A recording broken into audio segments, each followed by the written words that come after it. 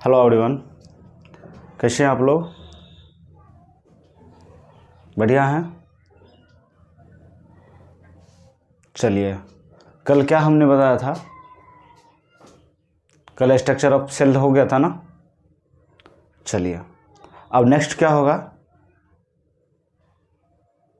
Cell के बारे में पढ़ना है ना। सबसे पहला क्या था?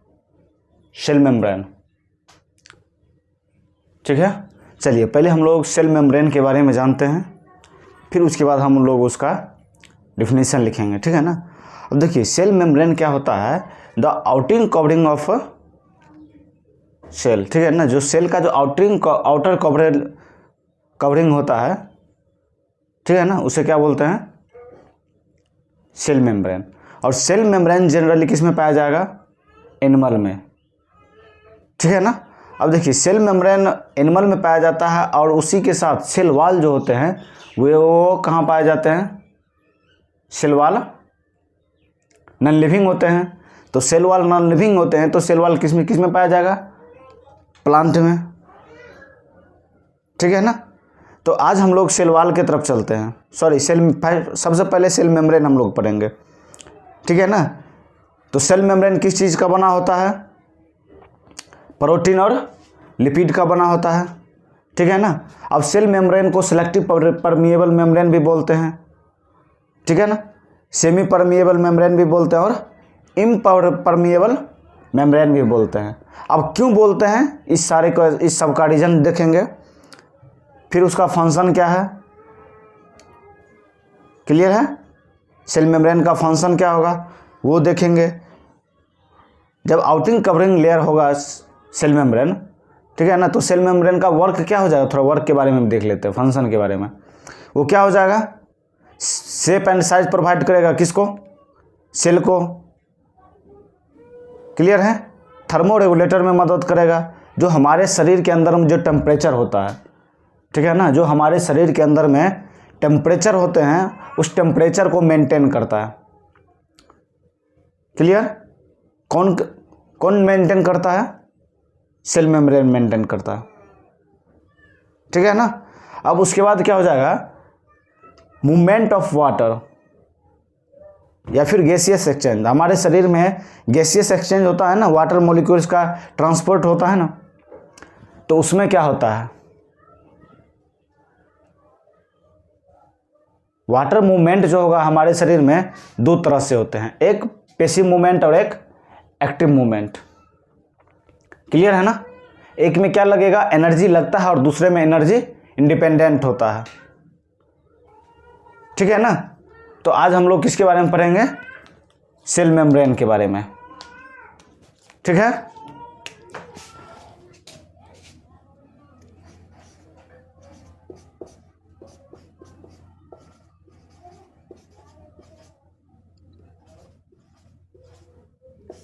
और सेल मेम्ब्रेन को हिंदी में क्या बोलते हैं? कोशिका झिल्ली। ठीक है, क्या बोलते हैं? कोशिका झिल्ली।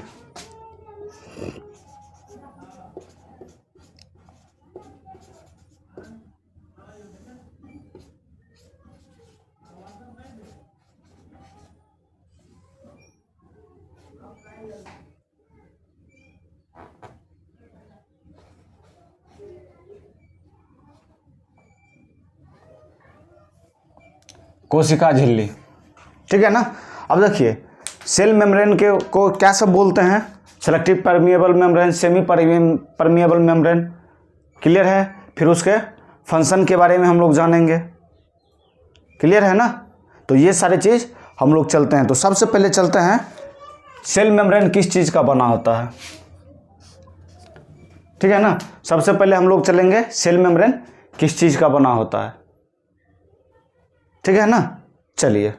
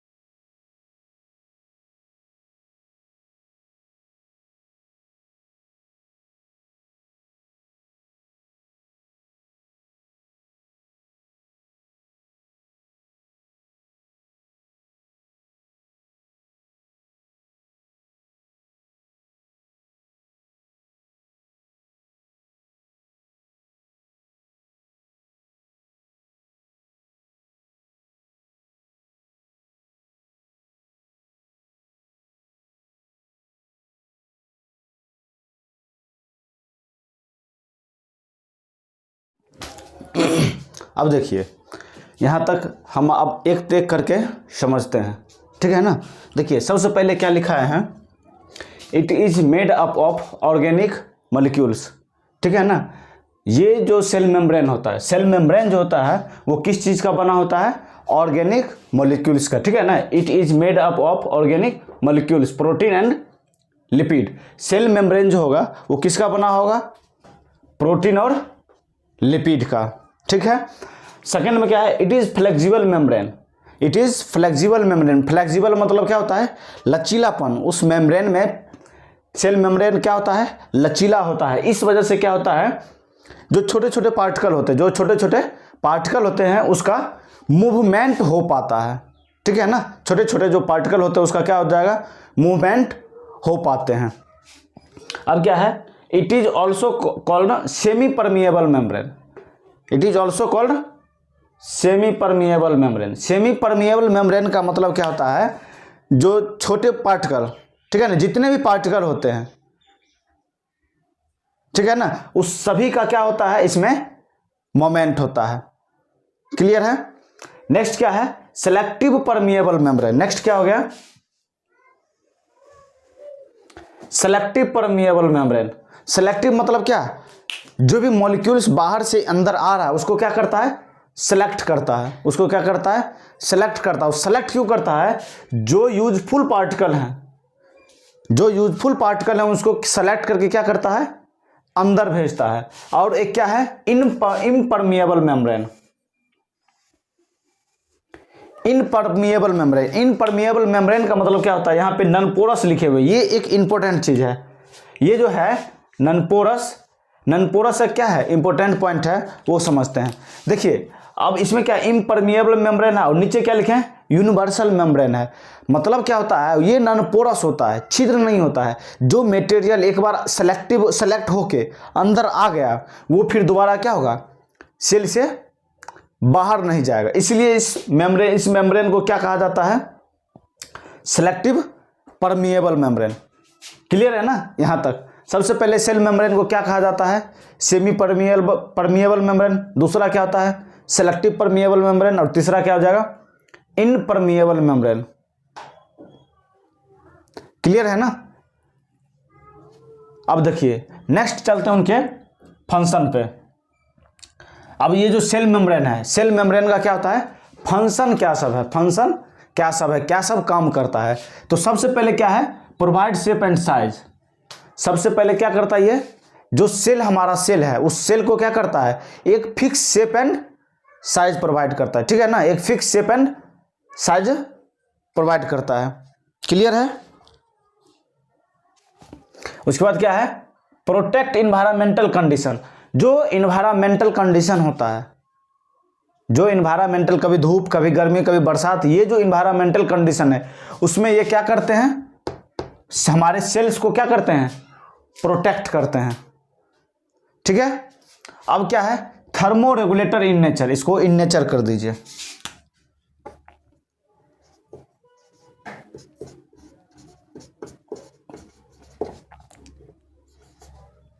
Thermo regulator in nature. Thermo regulator in nature का क्या मतलब होता है, हमारे शरीर में जो टेम्परेचर होता है, हमारे शरीर के जो टेम्परेचर होते हैं उसको ये क्या करता है, मेंटेन करता है।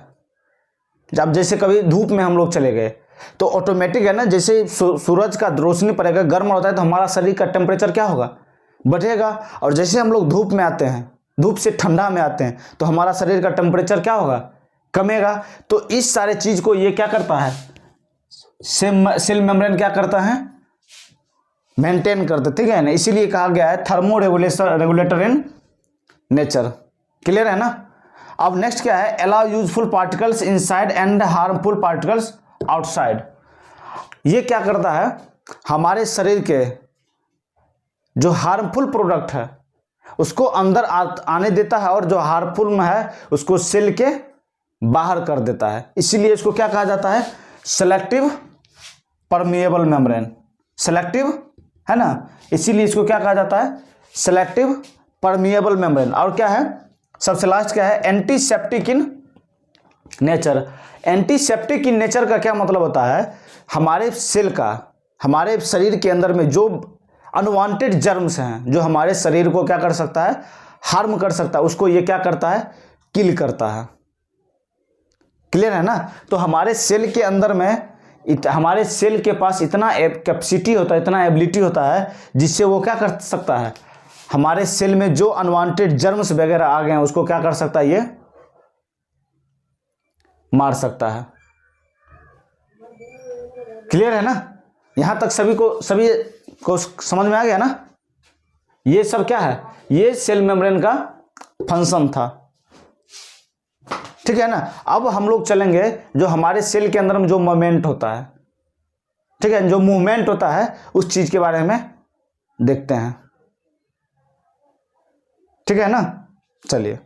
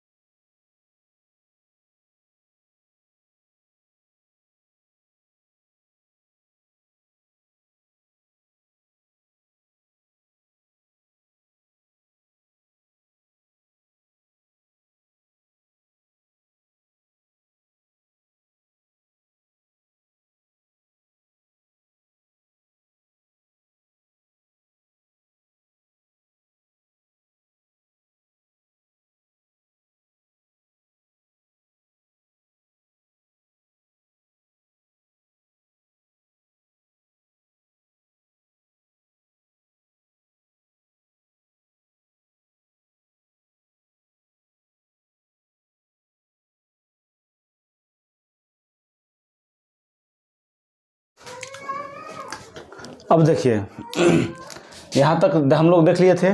इसके आगे हम लोग चलते हैं। ये जो हमारे शरीर के अंदर में, ठीक है ना, हमारे शरीर के अंदर में जो वाटर मॉलिक्यूल्स का जो मूवमेंट होता है, ठीक है ना, जो वाटर मॉलिक्यूल्स का क्या होता है, मूवमेंट होता है, उसके बारे में समझते हैं।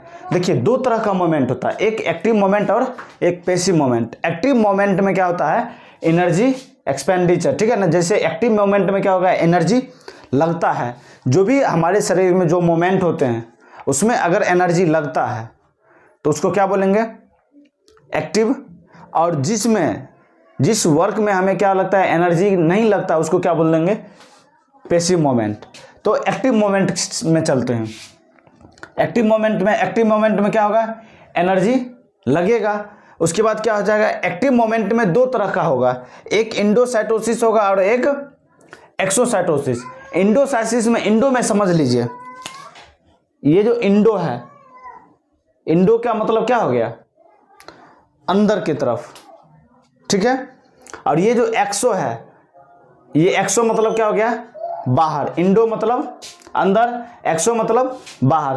तो इंडो का मतलब क्या हो गया, अंदर, अंदर आता है। इंडोसाइटोसिस मतलब क्या है, साइटोसिस मतलब क्या है, सेल। जो सेल के अंदर में आता है उसको क्या बोलते हैं, इंडोसाइटोसिस। अब देखिए इंडोसाइटोसिस में क्या होगा, या तो एक क्या होगा, लिक्विड सब्सटेंस आएगा या फिर सॉलिड सब्सटेंस का मोमेंट होगा ना। तो इंडोसाइटोसिस में अगर सॉलिड सब्सटेंस का मोमेंट होता है तो उसको क्या बोलते हैं, फेगोसाइटोसिस। क्या बोलते हैं, फेगोसाइटोसिस। और फेगोसाइटोसिस में क्या होता है, सॉलिड मोमेंट का क्या होता है, सॉलिड पार्टिकल का क्या होता है, मोमेंट होता है। कहाँ, हमारे शरीर के अंदर में। और जो पाइनोसाइटोसिस है उसमें क्या होता है, फ्लूइड का मोमेंट होता है। फ्लूइड पार्टिकल का क्या होता है, मोमेंट होता है। क्लियर है। अब देखिए जो एक्सो है, एक्सो में क्या है, बाहर जाता है। तो जो हमारे शरीर का जो वेस्ट मटेरियल है वही बाहर जाएगा ना, जो हमारे शरीर का वेस्ट मटेरियल है वही बाहर जाएगा ना। तो इसीलिए ये क्या है, एक्सोसाइटोसिस। एक्सोसाइटोसिस में क्या होता है, सेल के बाहर जाना। क्या होता है, सेल के बाहर जाना। क्लियर है। अब देखिए पेसिव मोमेंट में हम लोग चलते हैं। पेसिव मोमेंट में हमने क्या बताया है, पेसिव मोमेंट में हमें एनर्जी की जरूरत नहीं पड़ती है। पेसिव मोमेंट में हमें एनर्जी की जरूरत नहीं पड़ती है। तो यहाँ पे क्या हो जाएगा, दो तरह का पेसिव मोमेंट, दो तरह का होगा। फर्स्ट क्या हो जाएगा, डिफ्यूजन। दूसरा क्या हो जाएगा, ऑस्मोसिस। क्लियर है ना। तो जो डिफ्यूजन होगा, डिफ्यूजन में क्या होगा, गैस का क्या होगा, एक्सचेंज होगा। डिफ्यूजन में क्या होगा, गैस का एक्सचेंज होगा। और गैस का एक्सचेंज क्या होगा, जहां पे हायर कंट्रेशन में है, जहां पे हमारे शरीर में गैस क्या होगा, हायर कंसंट्रेशन में होगा, वहां पे क्या हो जाएगा, हायर से किस तरफ चल जाएगा, लोअर की तरफ। तो ये ऑटोमेटिक चले जाता है, जिधर से जिधर ज्यादा होगा उधर ज्यादा हो, जिधर ज्यादा होगा उधर से कम की तरफ बढ़ जाएगा। जिस तरह से वाटर क्या होता है, वाटर देखे है ना, वाटर में क्या होता है, जो हमारा नदी है तो जो जहां से ऊंचाई से क्या होता है, पानी नीचे की तरफ बढ़ता है। तो हमेशा पानी किधर होगा, ऊपर से नीचे की तरफ बढ़ता है। तो जो नीचे जो सरफेस गड्ढा है थोड़ा, वहां पे क्या होता है, पानी पहले आता है। तो उसी तरह से क्या होता है, गैसियस एक्सचेंज में भी क्या होगा, जहां पे हाई प्रेशर होगा, क्लियर है ना, जहां पे हाई प्रेशर होगा तो हाई प्रेशर से किधर जाएगा, लो प्रेशर की तरफ मूव करेगा। तो इसमें क्या होगा, डिफ्यूजन में क्या होता है, गैस का एक्सचेंज होता है high concentration to lower concentration, ठीक है ना। उसके बाद क्या है, ऑस्मोसिस। ऑस्मोसिस में क्या होता है, सॉल्वेंट का मूवमेंट होता है। जो सॉल्यूशन होते हैं, सॉल्यूशन का भी मूवमेंट होता है। तो सॉल्वेंट में भी क्या हो जाएगा, इसका भी सेम केस है, हायर कंसंट्रेशन से किधर हो जाएगा, लोअर कंसंट्रेशन की तरफ बढ़ेगा ऑस्मोसिस में। क्लियर है ना। लेकिन किसका मोमेंट होगा, सॉल्यूशन का मोमेंट होगा। तो सॉल्यूशन का मोमेंट होगा तो इसमें भी दो तरह का हो जाएगा, एक इंडो आ जाएगा और एक एक्सो आ जाएगा। तो इंडो में क्या होता है, इंडो में क्या हो जाएगा, अंदर जो सॉल्वेंट हमारे शरीर के अंदर में आता है उसको क्या बोलते हैं, इंडो ऑस्मोसिस। और जो बाहर की तरफ जाता है उसको क्या बोलते हैं, एक्सो ऑस्मोसिस। क्लियर है ना। तो इस तरह से हमारा क्या हो गया, जो हमारे शरीर के अंदर में, हमारे सेल के अंदर में जो वाटर, जो मोमेंट होता है, क्लियर है ना, सॉलिड या फिर लिक्विड का जो मोमेंट होता है वो दो तरह में होगा, एक्टिव और पैसिव के रूप में। हमारे शरीर, हमारे सेल के अंदर में क्या होता है, वाटर मॉलिक्यूल्स या फिर सॉलिड मॉलिक्यूल्स का क्या होता है, मूवमेंट होता है। यहाँ तक क्लियर है ना, सभी बच्चे को क्लियर है यहाँ तक, ठीक है ना। अब क्या होगा, सेल मेम्ब्रेन हमने पढ़ लिया। सेल मेम्ब्रेन के बाद क्या होगा, सेल वॉल। क्लियर है ना। तो इनिशियल में भी सेल वॉल के बारे में क्या बताए थे, जो सेल वॉल होते हैं, ठीक है ना, जो सेल वॉल होते हैं वो क्या होता है, नॉन लिविंग होता है। तो नॉन लिविंग हुआ तो किसमें हो जाएगा, प्लांट में हो जाएगा। क्लियर है ना। जब अगर नॉन लिविंग है तो क्या हो जाएगा, रिजिड इन नेचर होगा। तो हम लोग सेल वॉल की तरफ बढ़ते हैं। क्लियर है, यहाँ तक सबको क्लियर है ना।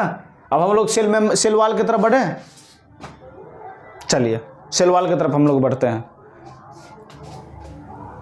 क्या? Good.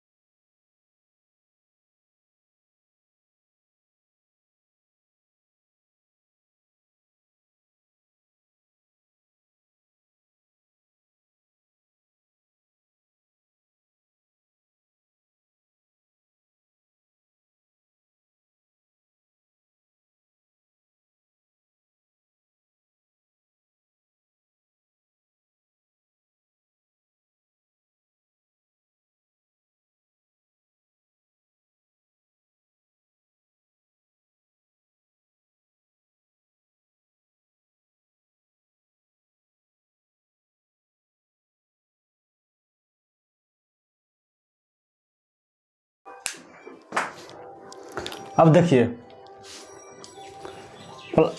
Cell wall, cell wall के बारे में जानते हैं। सेल वॉल सबसे पहले किस में पाया जाएगा? प्लांट सेल में। सेल वॉल किस में पाया जाएगा? प्लांट सेल में। और ये क्या होता है? Outer most layer of plant body है। जो प्लांट का जो आउटर मोस्ट लेयर होता है उसको क्या बोलते हैं? Cell wall. क्लियर है ना? अब क्या है? Rigid in nature.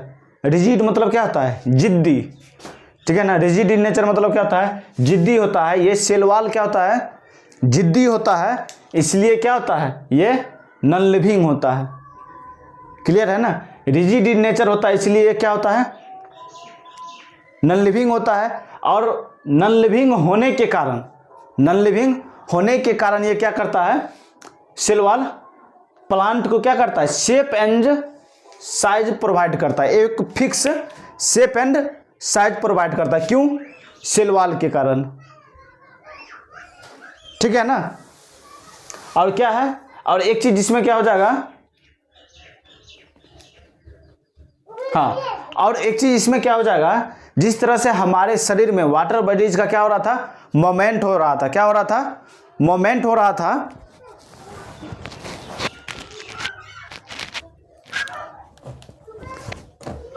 उसी तरह से क्या है? प्लांट में भी क्या है? प्लांट में भी क्या होता है? वाटर का क्या हो रहा है? मोमेंट हो रहा है। क्या हो रहा है? मोमेंट हो रहा है। तो उसका एक टर्म है प्लाज्मोलाइसिस। प्लाज्मोलाइसिस क्या होता है? The shrinkage of cytoplasm, the shrinkage of cytoplasm due to exosmosis. ठीक है ना? एक्सोओस्मोसिस क्या था? पानी बाहर निकल रहा था ना एक्सो में, देखे थे ना पैसिव मोमेंट में। ठीक है ना? प्लाज्मोलाइसिस का मतलब क्या होता है? जब सेल में क्या होता है? पानी की कमी होता है। जब सेल में पानी की कमी होती है तो हम लोग क्या करते हैं? सेल को क्या करते हैं? एक सोल्यूशन में रख देते हैं। ठीक है ना? तो उस सोल्यूशन में जो रख देते हैं, सबसे पहला सोल्यूशन क्या है? हाइपरटोनिक सोल्यूशन, हाइपोटोनिक सोल्यूशन, ठीक है ना। हाइपोटोनिक सोल्यूशन, हाइपोटोनिक सोल्यूशन में क्या करते हैं, नंबर ऑफ जो सोल्यूट है वो क्या है, सोल्यूशन से कम है। सोल्यूशन से कम क्या है, मतलब क्या, जो कंसंट्रेशन है सेल का, जो कंसंट्रेशन है सोल्यूशन में वो क्या है, कम है, किसके बनिस्पत, सोल्यूशन के बनिस्पत। क्लियर है। उसके बाद क्या है, हाइपरटोनिक। हाइपरटोनिक में क्या है, जो सोल्यूट है, हाइपरटोनिक में क्या है, जो सोल्यूट है वो सोल्यूट क्या है, ज्यादा है। सोल्यूट क्या है, ज्यादा है, किसके अपेक्षा, सोल्यूशन के अपेक्षा, ठीक है ना। ये किस में, हाइपरटोनिक में। उसके बाद हम लोग लास्ट किस पे चलते हैं, आइसोटोनिक। आइसोटोनिक सोल्यूशन जो होगा उसमें क्या होगा, number of solute is equal to, sorry,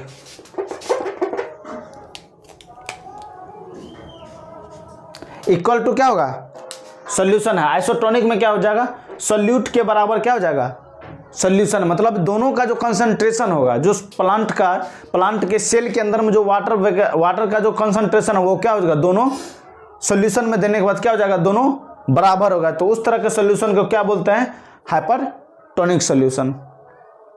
clear है ना। तो इतना ही चीज प्लांट बॉडी के बारे में हमको पढ़ना है, सेल मेम्ब्रेन के बारे में इतना ही पढ़ना है। क्लियर है ना। और सेल वॉल किसका बना होता है, सेलुलोज का, ठीक है ना। इतना ही हो जाएगा, सेल वॉल में हमें इतना ही पढ़ना है। और सेल वॉल की तरफ एक छोटा सा टॉपिक है, उसको क्या बोलते हैं, साइटोप्लाज्म, उसको भी क्लियर कर लेते हैं।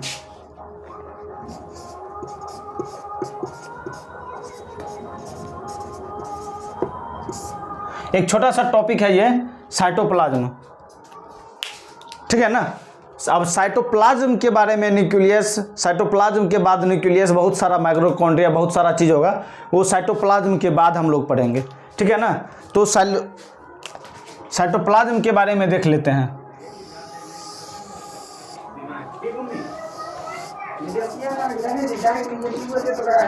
ये क्या है, ये एक सेल है, ठीक है ना। ये क्या है, ये एक सेल है, और सेल में क्या है, ये फ्लूइड है, ठीक है ना। सेल में क्या है, एक ये फ्लूइड है। अब क्या हो जाएगा, ये सेल का जो, ये जो आउटर लेयर है, ये सेल का क्या है, आउटर लेयर है, इसको क्या बोलेंगे, सेल वॉल। सेल वॉल बोलिए, सेल वॉल ही बोलिए, या सेल मेम्ब्रेन बोलिए।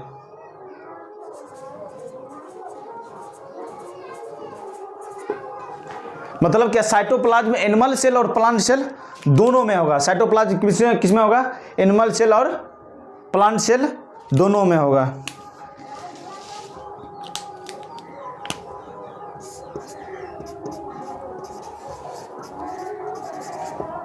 न्यूक्लियस, सेल में क्या है, ये क्या हो जाएगा, सेल वॉल बोलिए या फिर सेल मेम्ब्रेन बोलिए। और ये अंदर वाला क्या है, न्यूक्लियस है। ये अंदर वाला क्या है, ये अंदर वाला न्यूक्लियस है, ठीक है ना। अब क्या हो जाएगा, the fluid between cell wall and nucleus, the fluid between cell wall and cell membrane, sorry nucleus. तो ये जो फ्लूइड है, ये सेल वॉल और ये जो है सेल मेम्ब्रेन, इसके बीच में जो फ्लूइड है उसको क्या बोलते हैं, साइटोप्लाज्म। क्या बोलते हैं, साइटोप्लाज्म। तो इसका डिफिनीशन लिख सकते हैं, the fluid between cell wall दीजिए या फिर मेम्ब्रेन दीजिए, सेल वॉल दीजिए या फिर cell membrane, the fluid between cell wall and cell wall cell membrane, cell membrane and nucleus. इस दोनों के बीच में जो द्रव्य है उसको क्या बोलते हैं, साइटोप्लाज्म बोलते हैं। क्लियर है ना। तो साइटोप्लाज्म, बस इतना ही साइटोप्लाज्म के बारे में बस इतना ही पढ़ना है। अब साइटोप्लाज्म के बाद बहुत सारे सेल ऑर्गेनेल पढ़ना है। साइटोप्लाज्म में क्या होता है, बहुत सारे सेल ऑर्गेनेल होते हैं। जैसे क्या हो जाएगा,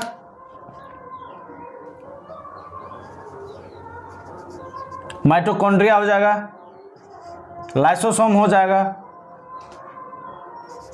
राइबोसोम हो जाएगा, गोल्जी अपरेटस हो जाएगा। तो इस तरह का बहुत सारा क्या हो जाएगा, सेल ऑर्गेनेल, ठीक है ना, बहुत तरह का सेल ऑर्गेनेल कहाँ पाया जाएगा, साइटोप्लाज्म के अंदर में, ठीक है ना।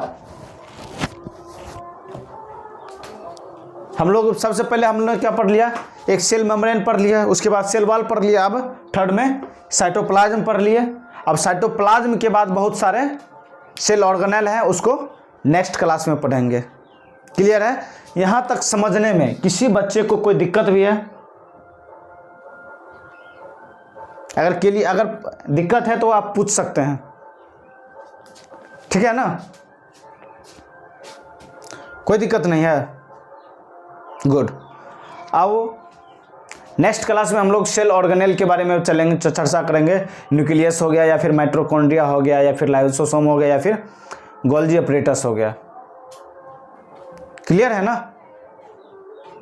चलिए, अब जो भी बच्चे हमारे YouTube चैनल के माध्यम से पढ़ रहे हैं, उनको भी अगर किसी तरह का दिक्कत हो तो वो हमारे वीडियो का जो डिस्क्रिप्शन होता है, उस डिस्क्रिप्शन में टेलीग्राम का और इंस्टाग्राम आईडी दोनों दिया हुआ है, आप कमेंट करके पूछ सकते हैं, ठीक है ना। टेलीग्राम पे भी हमारा चैनल बना हुआ है, आप टेलीग्राम में भी जाके चैनल को सब्सक्राइब कर सकते हैं, और वहाँ से जो डॉक्यूमेंट वगैरह आपको चाहिए, जो PDF वगैरह चाहिए, वो आप हमसे ले सकते हैं, मैं आपको प्रोवाइड कराऊंगा।